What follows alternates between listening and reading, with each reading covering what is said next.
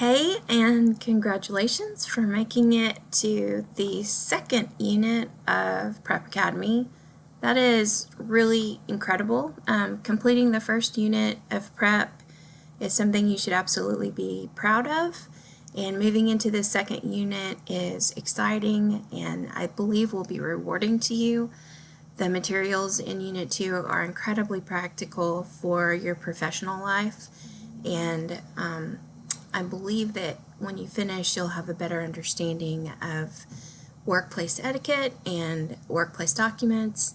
I think you'll be a better you when you're finished with the second unit. Just a couple of things, housekeeping things that I wanted to mention before you get started in this unit.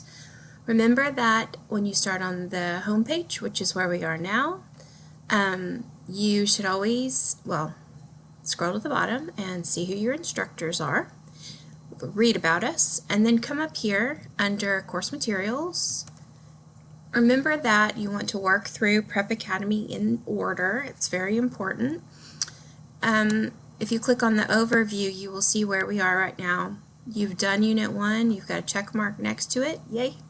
Here we are in Unit 2. After you complete that, you'll have Unit 3. The table of contents is where you want to start every single time you return back to Prep Academy, and you want to return to where you left off. So researching careers is the first module.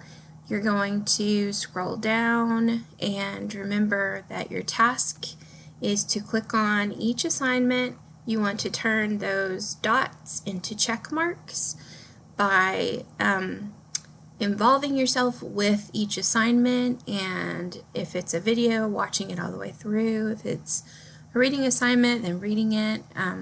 Remember that this is the icon for a Dropbox assignment. There's the video. That means it's a web page you're going to view, and this of course means that you're going to take a quiz on the materials immediately before that. The second thing that I wanted to remind you of is just some general etiquette for the college classroom, and that is how you speak to, write to, address your college professor. Remember, if your professor has their doctorate and you are aware of that, then you always call them doctor plus their last name. If you're not sure about that, or if you know that they don't have a doctorate, then it's always appropriate to call your instructor professor plus last name.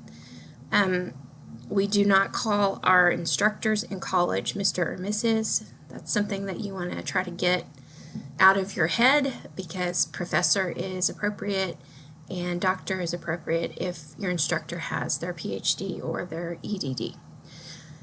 I'm excited for you. This is going to be a good unit. I want to keep your momentum going, and remember to try to log in 4 or 5 times each week and commit to about 30 minutes to an hour for each session, and you'll be finished as soon as you can.